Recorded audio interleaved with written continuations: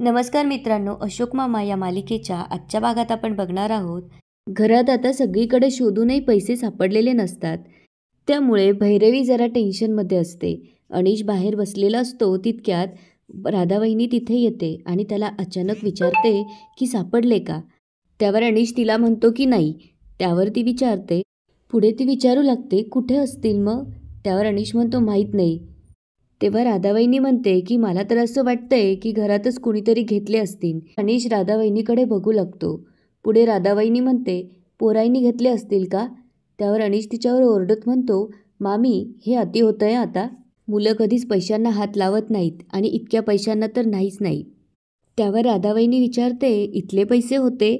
तेव्हा अनिश म्हणतो अगं भैरवीच आत्ता म्हणाली ना की खूप पैसे होते म्हणून. राधावहिनी पुढे काही बोलणार तितक्यात अनिश भैरवीला आवाज देत म्हणतो भैरवी मी निघतो ग. आणि तो जायला लागतो तितक्यात त्याच्या बॅगमधून ते पैशांचे एन्व्हलप पडतं.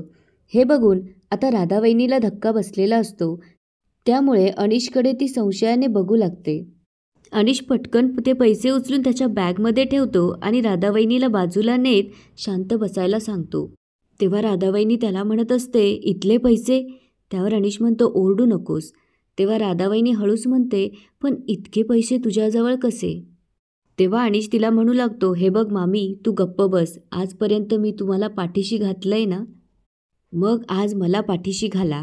त्यावर राधावहिनी हसत म्हणते घालतो ना, पाठीशी घालायला काय लागतं, पण मला त्यातले थोडे पैसे द्यायला लागतील असं ती म्हणू लागते. त्यावर अनिश म्हणतो ठीक आहे. आता अनिश राधावहिनीला पैसे देणार असतो तेव्हा म्हणतो म्हणजे वृत्ती बदललेली नाहीच आहे. त्यावर ती म्हणते कारणं असतात काही गोष्टींना बाप्पा. पुढे ती म्हणते पण तू आला गड्या आमच्या पार्टीत. आता तुला समजेन की त्या पलीकडच्या पार्टीत कितीही चांगलं साजरं काम करा पण पैसे भेटत नाही. तेव्हा अनिश म्हणतो मामी एक मिनिट, एक गोष्ट लक्षात ठेव, मी कुठल्याही पार्टीत नाही आहे आणि मला आता पैशांची गरज आहे. त्यावर राधावहिनी म्हणते मलाही गरज आहे पैशांची. तेव्हा अनिश त्या पैशातून 500 रुपये काढून मामीला देतो. तेव्हा राधावहिनी त्याला म्हणू लागते की 500 रुपये फक्त, आणि हे पैसे मी कोणाच्या दातावर मारू. त्यावर अनिश म्हणतो की चुपचाप ठेवायचे, नाहीतर मी सगळ्यांना सांगीन की हे पैसे मला तुझ्याकडे सापडले आणि कुणीही तुझ्यावर विश्वास ठेवणार नाही. हे घेतेस की नको आहे तुला. त्यावर राधावहिनी म्हणते दे ना बाबा तेवढे तर तेवढे. आता अनिश असं म्हणून तिथून निघून जातो. आता इकडे भैरवीची आई भैरवीला कॉल करते. तेव्हा भैरवी कॉल उचलून म्हणते बोल आई. तेव्हा ती विचारू लागते भैरवी गेलेत का तुमचे पाहुणे. त्यावर भैरवी म्हणते हव्या असलेल्या गेल्या आहेत पण नको आहेत ते इथे ठाण मांडून बसलेत. तेव्हा भैरवीची आई विचारू लागते खूप त्रास देतात का ग ते मामा मामी. त्यावर भैरवी म्हणते नाही आई ऐक ना, मी नंतर कॉल करू का, मी जरा बिझी आहे. तेव्हा मीना विचारू लागते कशात बिझी आहेस, जॉब शोधण्यात का. त्यावर भैरवी म्हणते आई नाही, घरच्या कामात. तेव्हा ती म्हणू लागते भैरवी तुला सांगितलं ना नको त्या कामांमध्ये अडकून पडूस. एकदा का तुला त्या कामाची सवय लागली ना की तुला जॉब करावासा वाटणार नाही. तेव्हा भैरवी म्हणते आई मी शोधणार आहे नोकरी, आता ठेवू का. त्यावर मीना म्हणते अगं भैरवी ऐक ना, संयमीचा कॉल आला होता, तिला कसली तरी ऑर्डर मिळाली आहे. ती विचारत होती की मी तिकडे येऊन ते काम करू का, काय सांगू तिला. त्यावर भैरवी म्हणते तिला हो म्हण. तेव्हा तिची आई म्हणू लागते म्हणजे तू तिला मदत करणार नाही आहेस. भैरवी तुला घरातले काम करायला वेळ आहे पण तिला मदत करायला नाही. तेव्हा भैरवी म्हणते आमच्या घरात जे काही सुरू आहे नाही त्यात दुसरं काही सुचणंसुद्धा कठीण आहे. त्यावर मीना विचारू लागते आता काय झालं. त्यावर भैरवी म्हणते थोडे पैसे चोरीला गेलेत. हे ऐकल्यानंतर आता मीनाला धक्काच बसतो आणि ती म्हणते काय तुमच्या घरातनं काय चालू आहे हेच मला समजत नाही आहे. एक काम करा, काही ग्रहशांती करता येते की ती बघा. त्यावर भैरवी म्हणते त्यापेक्षा ना आई मी पैसे शोधते, पैसे मिळाले की मला आणि बाबांना दोघांनाही चैन पडणार नाही. त्यावर ती विचारू लागते खूप होते का गं पैसे. त्यावर भैरवी म्हणते माहीत नाही. पुढे ती म्हणू लागते पण मुद्दा तो नाहीच आहे आई, मुद्दा हा आहे की पैसे घरातच होते. घरातनं कोणीही बाहेर गेलेलं नाही आहे आणि बाहेरचंही कोणी घरात आलेलं नाही. याचा अर्थ चोर घरातच आहे आणि या वेळेला मी त्या चोराला सोडणार नाही. त्यावर मीना म्हणते म्हणजे नक्कीच ते राधाकीचे असतील. तेव्हा भैरवी म्हणते मी आत्ताच काही यावर बोलू शकत नाही कारण आपल्याकडे काही त्यांच्याविरुद्ध पुरावा नाही. एकदा का पुरावा मिळू दे मग बघते त्यांच्याकडे. असं म्हणून आता भैरवी फोन ठेवते. इकडे राधावहिनी किचनमध्ये असताना भैरवी तिथे येऊन राधावहिनीला म्हणते की राधा मामी, मला तुमच्याशी काहीतरी बोलायचं आहे. त्यावर राधावहिनी म्हणते, बोल बाई बोल, तूच बोलायची बाकी आहे. लाचार म्हणून आलो तुझ्या दारात, म्हणून लाचार म्हणूनच राहावं लागेल ना, बोल. त्यावर भैरवी म्हणते, हे बघा, मला ह्या गोष्टींमध्ये काही इंटरेस्ट नाही आहे. मी क्लिअर कट विचारते की ते पैसे तुम्ही घेतलेत का? तेव्हा राधावहिनी म्हणते, कितीदा सांगू तुले, नाही घेतलेत मी पैसे.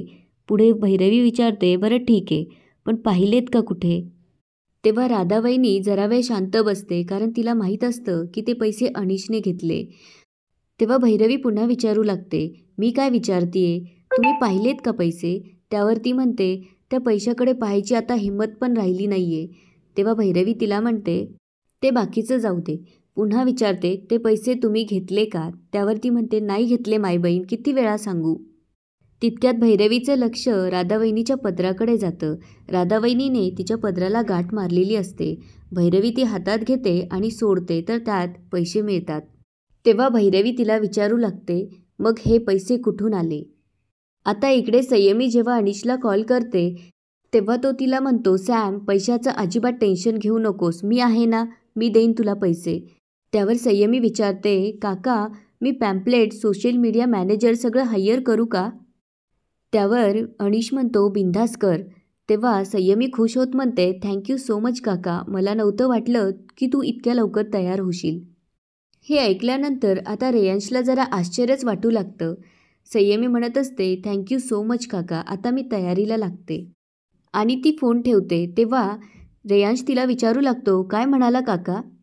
तेव्हा संयमी म्हणते की काका हो म्हणाला, सोशल मीडिया मॅनेजर वगैरे ठेवण्यासाठी, बेसिकली इन्व्हेस्ट करायला तयार झाला.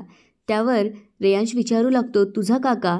सॅम, आय एम सॉरी, पण मला असं विचारावंसं वाटतं, त्याच्या पैशांचा प्रॉब्लेम सॉल्व्ह झाला का? त्यावर संयमी म्हणते, आय डोंट नो. तेव्हा तो तिला म्हणू लागतो, तुला विचारावंसं नाही वाटलं का सॅम? त्यावर ती म्हणते, मी कसं विचारू शकते, किती ऑड वाटतं. त्यावर तो म्हणतो, त्यात ऑड वाटण्यासारखं काय? त्याचे फायनान्शियल प्रॉब्लेम होते, ते सॉल्व्ह झाले का? कारण हे सगळं खूप एक्सपेन्सिव्ह आहे सॅम. त्यावर संयमी म्हणते, सॅम, अरे तोच मला म्हणाला, आणि मला माझा काका माहिती की त्याला एखादी गोष्ट शक्य नसली की तो ओपनली नाही म्हणतो. आता इकडे भैरवी राधावहिनीला विचारते, हे पैसे कोणी दिले, मला खरं खरं सांगा.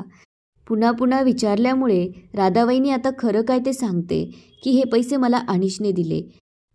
अनिशचं नाव ऐकल्यानंतर आता भैरवीला जरा आश्चर्य वाटतं आणि ती विचारू लागते, अनिशने? त्यावर राधावहिनी म्हणते, बाप्पा, एवढ्या कपाळावर आठा पडायला काय झालं? अनिश मला 500 रुपये पण देऊ शकत नाही का? त्यावर भैरवी म्हणते, असं म्हणाली का मी? पण या बाबतीत मला अनिशने काहीच का नाही सांगितलं? मी त्याला किती वेळेस सांगितलंय की पैशाच्या बाबतीत छोट्यातल्या छोटी गोष्टसुद्धा मला सांगत जा. त्यावर राधावहिनी म्हणते, ते मी कसं सांगू शकते बाप्पा, त्याने मला दिले आणि मी घेतले. आता इकडे तुषार त्याच्या ऑफिसचं काम करत असतो. तेव्हा तिथे रेयांश येऊन त्याला विचारू लागतो, कामात आहेस का? मला जरा बोलायचं होतं. तेव्हा तुषार त्याला बसायला सांगतो आणि विचारू लागतो, काय झालं, पैसे हवेत का? व रेयांश त्याला म्हणतो की पैसे नकोय अरे. त्यावर तुषार त्याला विचारतो, मग काय झालंय, तू एवढा रेसलेस काय आहेस? तेव्हा रेयांश त्याला अनिशबद्दल विचारतो, जीजू, अनिश काका कसा आहे? तेव्हा तुषार त्याला म्हणतो, कसा आहे म्हणजे बराच असेल, पण तू आज एवढी अनिशची चौकशी का करतोय? पण काय झालं रे? त्यावर रेयांश म्हणतो, काही नाही. तेव्हा तुषार त्याला म्हणू लागतो, रेयांश, मी तुला पुन्हा एकदा सांगतोय, एवढा ऑकवर्ड नको फील करूस, जे काही मनात असेल ते सांग. तेव्हा रेयांश विचारतो की त्याचे पैशांचे प्रॉब्लेम झाले होते, ते सॉल्व्ह झाले का? त्यावर तुषार त्याला विचारतो, पण तू हे का विचारतोयस? तेव्हा तो सांगू लागतो की त्याने संयमीला असं सांगितलं की मी स्पॉन्सर करतो म्हणून. त्यावर तुषार विचारू लागतो, स्पॉन्सर करतो म्हणजे कशासाठी? त्यावर रेयांश म्हणतो की सोशल मीडिया मॅनेजर हायर करण्यासाठी, आणि त्यासाठी खर्च येणार आहे. तेव्हा तुषार विचारू लागतो की साधारण किती खर्च येणार आहे? त्यावर तो म्हणतो की साधारण महिन्याला 20-25 हजार. हे ऐकल्यानंतर आता तुषारला जरा आश्चर्य वाटू लागतं आणि तो त्याला म्हणतो की 20-25 हजार?